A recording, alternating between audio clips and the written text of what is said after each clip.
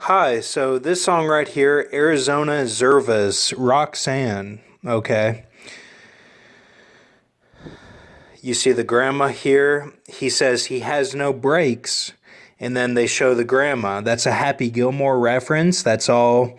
There was no sacrifice. There was no blood sacrifice to get the deal when he sat on the potty or however he did it. If he kneeled, So I believe if you kneel, then that means you take a life. But if you sit on the potty, then you go through the 107 and you do it as trying to be as Jesus sort of thing. Whenever Jesus first started out, after he was with John the Baptist getting baptized, and the dove descended and all that. So it's a Satan deal, but it's Satan as I see it with the Johnny PS, the VA, and all that we've gone over, who has a tied deal with Chrissy Teigen, for that type of millstone type bow. So the real Satan, I see it kind of as battles, as I've said before, and not the whole war. But there is the one who's called Satan, that is the accuser. Now, I don't know exactly who that is. I've seen it as Michael before, but I don't want to sit here and accuse someone of being that character because I don't know for sure. But I have people in my life that have played out as that role, the Michael figure, the Ishmael character, the H in my life, my one of my grandfathers. But when I was in the pit, my grandfather, who was on my dad's side, who was trying to get me to worship Mary when I was in the pit, you could say at that point he showed those signs of being that, and his name is George, and that's as George versus Michael, all that Saint George stuff. So it's all deep rooted symbolism. Now the actions, whenever you're in this San Diego, for some reason, I went into the San Diego instead of the Tenet, the Area 51, because now I did a pit, when I got the spear, but I believe that was different. I wasn't under the deal then, and that was in late 2014 going into June 6th of 2015 is when I got the spear. So going into the night of June 6th into early AM June 7th. So but I didn't do the deal then, so I'm kind of mad at myself. Like maybe I would have gotten out sooner by the Man in Black at the end of Halloween 5 if I had done the deal then. But I didn't know of any of this stuff, and like as far as the deal is concerned, like as far as the intensity of the deal and the specifics of the deal, I didn't know. So like whereas the 14081 address UTT, all that from Red Hill, where I took my dog over the summer and then I was just thinking about it, and then it finally all clicked with me as connected to the Mummy Returns film and the Mummy and all that. So the Brendan Fraser films, but maybe all that has to be built in over time, or maybe there's different ones that all this here is the 43 full. These are all the 43s here. You can take a look at this. Get this to kind of shaking the camera a little bit. 43 full. If you break down the code of that, you'll see the different types of 43, which they're all Keat Van, but they're the ones that they don't deserve them here, sort of thing. They're the Megaran remnant and the Dead Thing remnant, and even some ones that are built into Hollywood that their parents or whatever, but that's all shown by it's like they're not supposed to be here. They're the A. They're like the cornerstone of the pyramid, the top part of the pyramid that are doing overtime. Like they already did everything. So now they take on the characteristics of the fallen angels to test humanity through their entertainment or through their sports or whatever, and through politics to sort of test everyone else that has to do these things is the way it seems. And it's not necessarily they get a free ride, because they don't. It's more like they are working for I don't want to say like working for Satan, but it's kind of like they take this deal and then their whole life is symbolism from then on. And you could say that their piece of Christ, that their connection to everything, just like my channel, the connection to everything that I have, you could say that gets cut out, and they become simplified or one piece. But that's kind of looking at it, because they don't really do that, because you could say, the Edge film, Anthony Hopkins played the old man who's like wise and, gets redeemed in his own way, and then and finds that's all about the earth symbolism. That's San Diego, because his girl wasn't faithful to him, and he finds all that out, and he faced the bear to get through it all, and he stays humble through it. So he played that character, and then he played Hannibal Lecter. They're different. So, of course, these, and like even the sports, they can play different positions or different, there's people that cross over sports and stuff, and politics, and then they become actors, or, it's all, that is all tied in. So you can't really say it gets cut out, like Grox has said that before, but I think it's more like they get...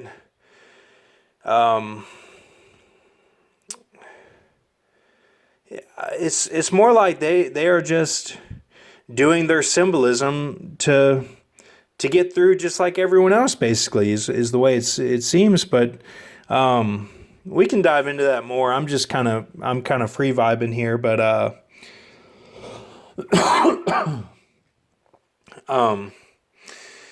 now the actions are hidden code for Canadian villains. Nothing personal. That's them saying it.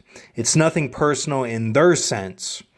Okay, and like the stuff I said about my dad when in the picture and all that, that's nothing personal on my side, because he wasn't going to do anything weird. It was just the feeling of it, and it was all symbolic, because everything they do is when you're in that San Diego for those 10 days, or if you're in the smoke or however, because I used to experience this in the smoke too when I would smoke weed, way back. But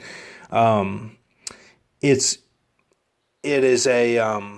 all about sex sort of thing, and it's symbolic the way they do it. So you may do something that represented taking it, or it's kind of like they say in that Halsey song, "Eat the line on the back of the bus." They might not have been actually doing something weird, but it was all symbolic, of the cool, the cool group or whatever. That's all it representation. So, why did I go into the San Diego? Because I didn't win my E, is what I guess, but at this point I've done both sort of thing. But, is the Tenet 51, is that all my symbolism, things that I've gone through, Is that what it means, that I'm set, like everyone else does my shit sort of thing? I don't know. I kind of think that, yeah, I do, and I have evidence for it, but it's kind of that part of me that wants to stay humble. I don't really want to believe it fully, because I'm like, I don't really know if I'm that. I don't know. I don't know if I'm that strong really to take all that, but you know, maybe everyone has gone through those things, and it's all symbolic. I did it in the extreme way that everyone else symbolizes they did it, if that makes sense. Like I did it in my life extremely, whereas they do it laying down in a box at Area 51, you know, and other people do it in their life that are not celebrities, and they do it in a less extreme way, sort of thing. That's kind of how I see it, if that makes sense. So now I did go through the San Diego for 10 days, and could still be in it right now, but it basically started March 19th, and that was the sanctuary being cleansed from the Paul Walker date.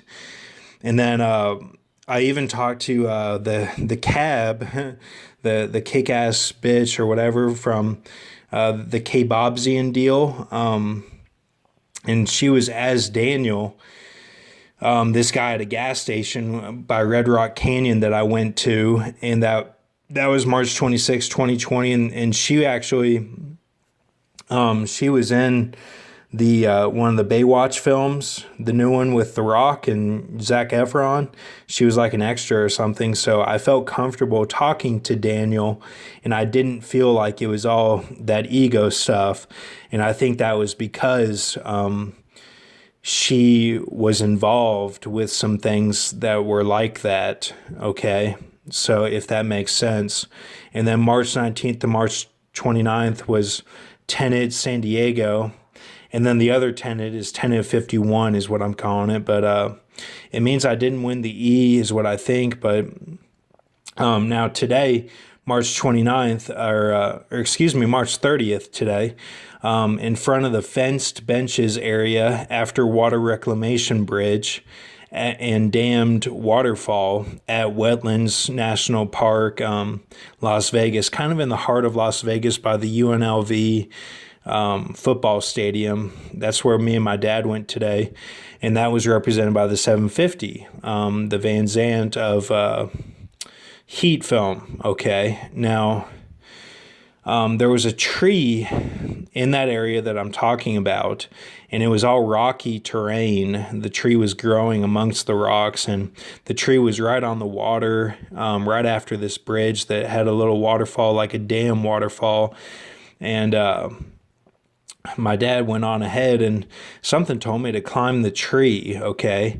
And as I was climbing the tree, I scratched myself a little bit there, and on accident, and I went up into the tree, and I found this here, this wrapper. So I put it in my pocket and kept it, okay? So something was leading me to climb that tree and find that message. So then later I found Claudia Corono, is somebody on Wikipedia. Robbie Tan, look at her bio there. And that's all related to this here, okay? And then these are some dates here. Felt like they were right there in the Billie Eilish song is what she's talking about with the sanctuary, okay? And then with the Constantine is on that first night, February 1st night, means shower overflows on the bathroom floor, or, well, what it was, my C, or fasting, the Pergamus there, driving, and constant search. I'm not talking about the Pergamus pit. I'm talking about Pergamus just in the sense of how the deal relates to it. It means you have to be fast, and, you know, you can be furious if that's part of your other deal, but it's fast. The fasting means you're in the host. You're in the host driving is what it seems to me. Now you could probably do it by not eating, but the way that I did it was with driving, and you can see that by my videos because I was posting a lot of videos in the car. But Now that's the first 47. So what I did with that Constantine was I got the C with the S. Okay, so I did that for 10 days. The constant like driving or constant search, like not slowing down really, just in your daily activities. Okay, and then the Tantine there is the tan is represented by Landon, which is the prize. That's the banquet, the EA banquet, Pinnacle Pirates. Tine is Fedor. So when I swam for Mission Viejo, my dad paid for all that to go on over the summer, and that was back in summer of 2013. And I didn't end up using all that to come to fruition because I left Concordia University Irvine and didn't. I quit the team, and then I dropped out of school because I failed out. So now, before I left, I was driving the car, and I closed my eyes, and the car went into a wall on the side of the road, and Rihanna and Eminem were on the radio, and I got out of the car like Ricky Bobby and took all my clothes off and was running on the side of the road, and the cops showed up, and I had climbed a fence, just like a gated fence, and cut my arm the same way I cut it today, like looking like like I did something, but I didn't. And that was the end of that. I left California soon after that, but that was kind of a weird high night, and I had been with the Jews that I was preaching to or whatever out there, and I believe that's represented by that's tied to something with this prize. Like I tied them together somehow. Okay, so that's what I'm seeing with this. I know it's a little bit complicated, but that's represented by the Tyne Fedor, because I was in Tyne's class in high school. He was an Irishman, and he said something about Fedor went into the woods and tried to battle a bear, and barehanded, and Fedor was a UFC fighter. So that was the story he told. But the Tan Landon Prize, Pinnacle Pirates Banquet, that's the 2 days I'm in right now. So for some reason, this all connects, okay? And this was back 2014, early 2014, right after I had gotten back from doing acid in Bowling Green. And I had gone back to California to essentially just get my stuff, and return to Owensboro, Kentucky, but where Johnny Depp is from. But and Kellen Alusla is from there too, and he's in the band Pentatonics. Okay, and I saw one of his buddies out here on the strip one night, and he locked arms with two Asians and ran off to a hotel. And that was one of the guys from Pentatonics. And my dad always listens to NPR, and for some reason I always think NPR means naked put rice. And we know the BBC is like big black cock or whatever. So just different things that, in the news and stuff, the way they manipulate things. But for some reason I think it's naked put rice is NPR. But so I found all this, and I think that's all I got. Thank you.